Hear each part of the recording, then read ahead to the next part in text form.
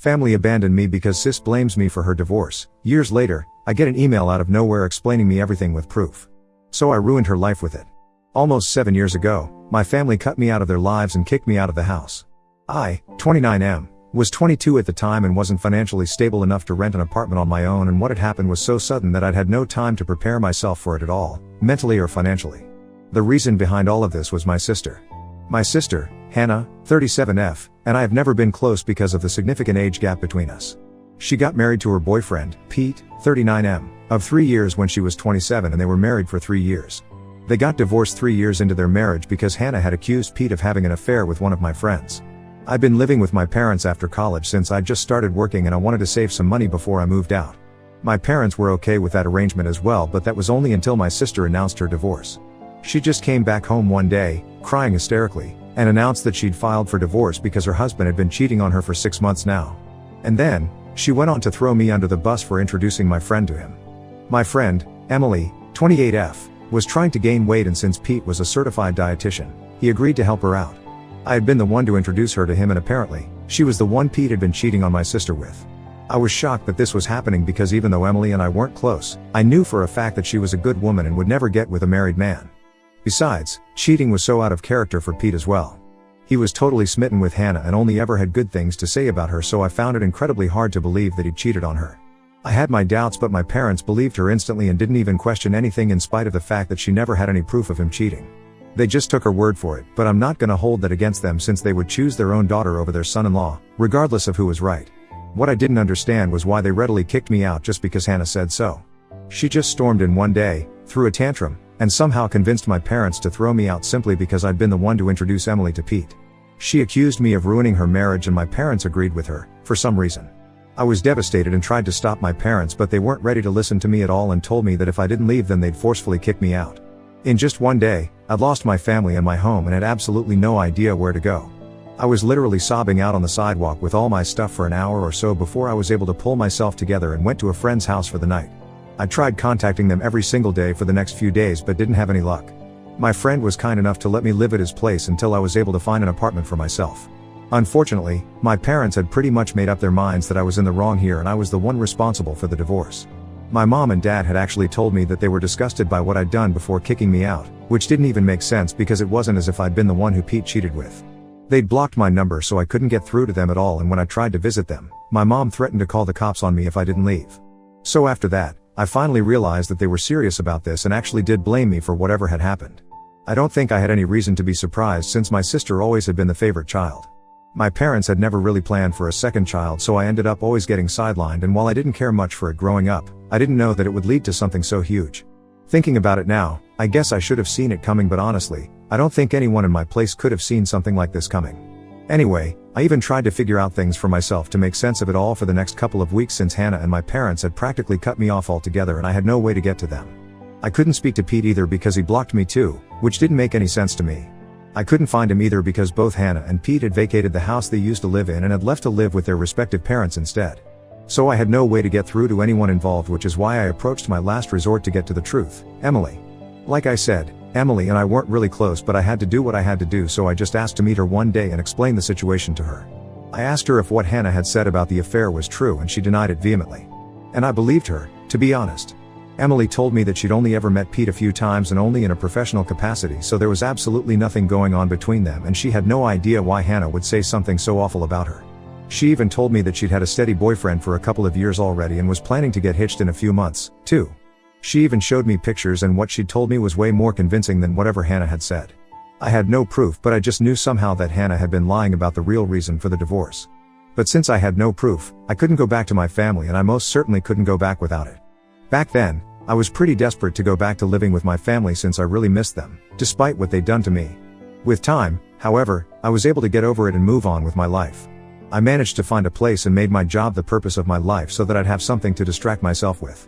And I also had to pay the bills, so it was a better way of coping than just sitting around and being depressed since I didn't have any other option either.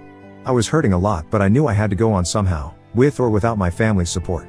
Years passed and now, I'm doing much better in life. I've moved from my tiny apartment to a much bigger one and even got engaged to my girlfriend of 2 years around a week ago. And our engagement post is what ended up being a game changer for me, because just a few days after that post, I received an email out of literally nowhere that not only explained the entire story of Hannah's divorce to me and gave me all the answers I needed, but also had proof attached. My fiancée, Liza, 30F, usually only posted us on Instagram, but the picture from our engagement made it to her Facebook feed as well, where she had a wider audience. It was a public post as well, and a lot of people saw it, including my ex-brother-in-law, Pete.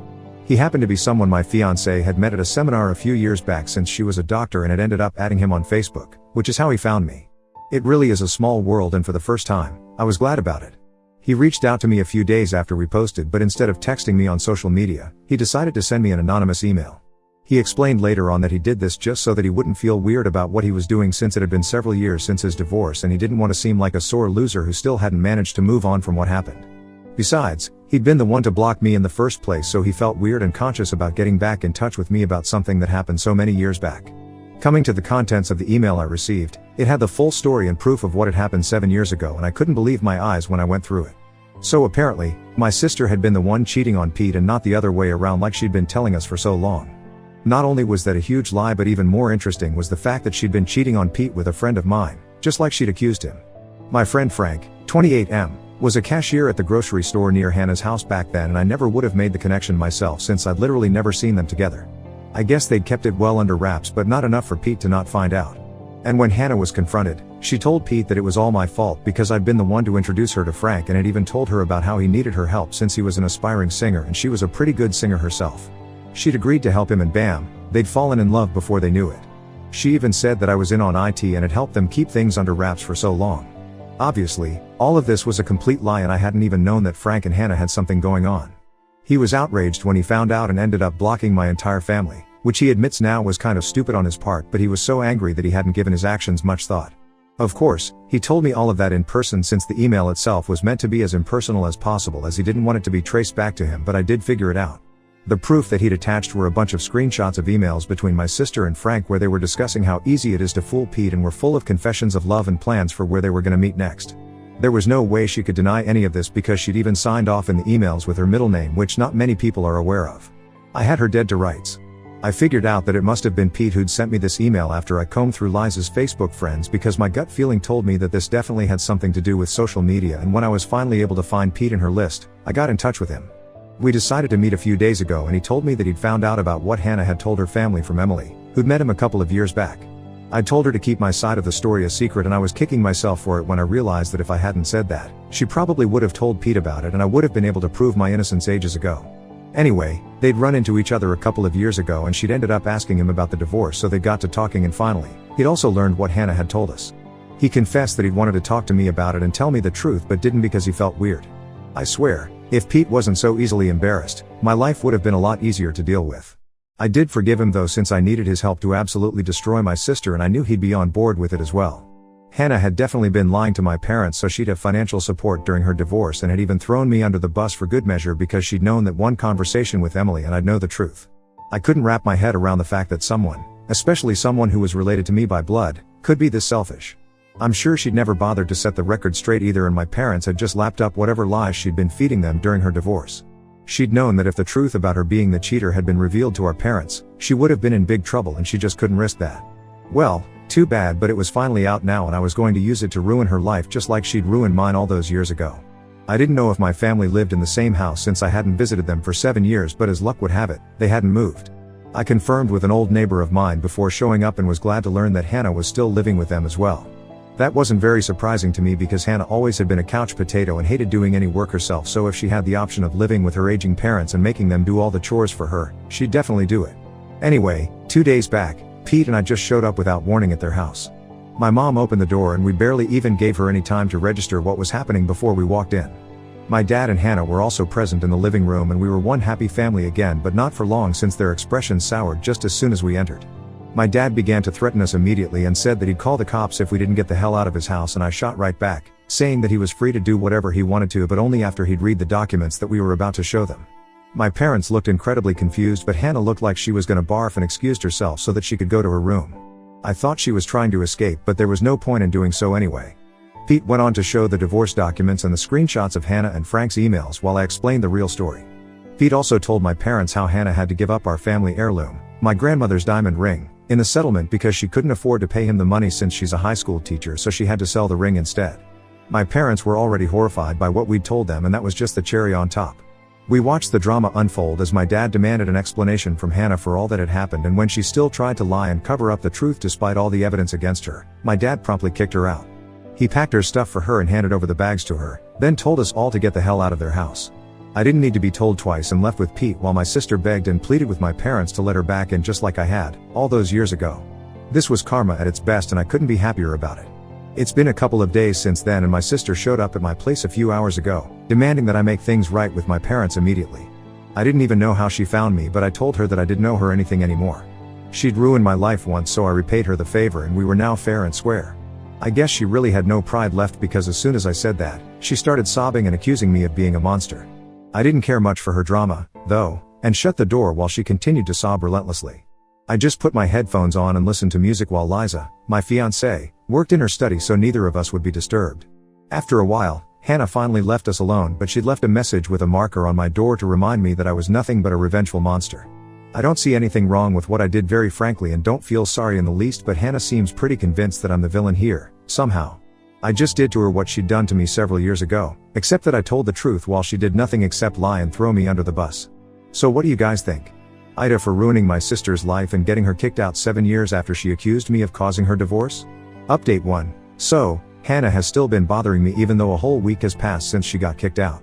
I had to threaten her with the fear of cops when she called me for the 14th time today, and only then did she stop. I don't even know how she managed to find my phone number and address, but I'm least interested in that right now. Hannah's trying to make me feel sympathetic towards her because I guess a school teacher's salary isn't enough for her to live on, but I don't think that's true, and she's just upset that she has to look for a place and pay for her own rent, electricity, and groceries now that our parents have kicked her out, so I don't feel too sorry for her.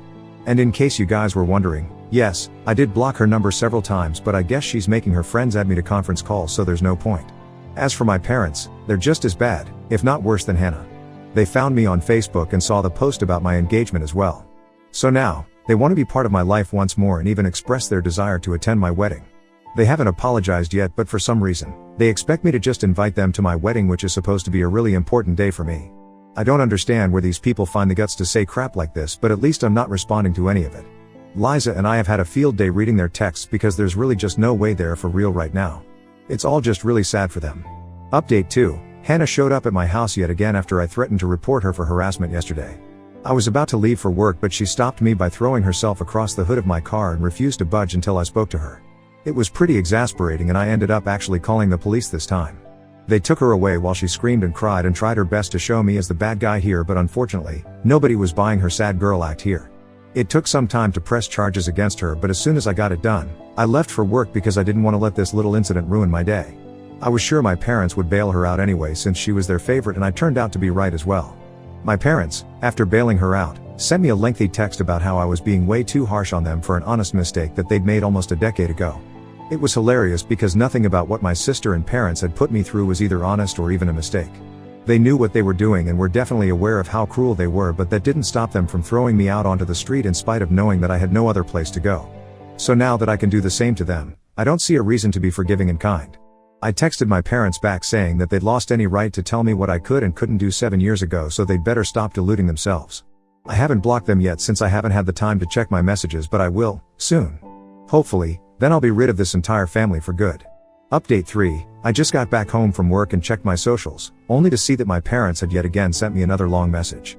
Liza and I went through it together, and I swear, this was the funniest thing I've ever read. I guess the poor folks don't even know that I'm not even hurt by anything they say or do now. I'm just laughing at how delusional and pathetic they are. Apparently, they still believe that we're family and told me that they've taken Hannah back in with them and have decided that both their kids deserve a second chance. As if I'd ever been in the wrong at all. So while they'd taken my sister back in, they also expected me and Liza to come to their house sometime soon for dinner, and so we could sort out our differences in a civilized manner before the wedding. Bold of them to assume that I'd even want them at my wedding in the first place. We had a good laugh about their stupid message, and after that, I wrote right back saying that I wasn't interested in the slightest in anything that they'd invited us to and was just fine living away from them like I had for these past 7 years. They'd shown me that I was better off without them, and I was forever going to be thankful for that. I didn't need them at all anymore, and neither did I want their so-called forgiveness, so they could peacefully continue to play happy family with my sister like they had been so far. With that last text, I blocked them once and for all because I didn't even want the laughs anymore. I was done and I was out. I'm sure they'll try to get back in touch with me one way or another soon, but too bad for them. I'm not having it anymore. Liza is the only family I need now, and I'm happy with just her. My parents and my sister have unfortunately never been able to look beyond themselves, and I highly doubt that they ever will, so the next time they get in touch with me, they'll be speaking to my lawyer as well, and that's a promise.